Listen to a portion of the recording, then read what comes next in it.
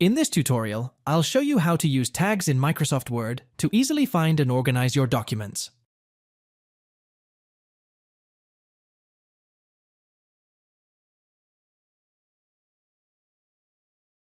Highlight text. Select the area of the document you want to change to single spacing. You can either drag your mouse over the text to highlight it or press Ctrl+A to select the entire document.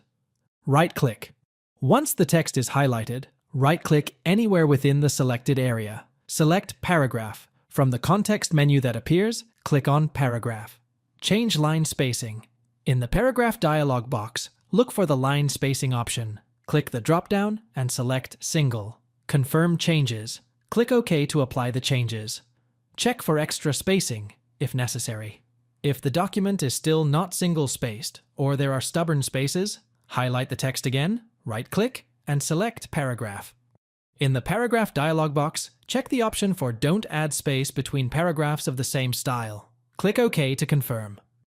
Finish. The document should now be single-spaced. Thanks for watching. If it helps, make sure to hit like and subscribe.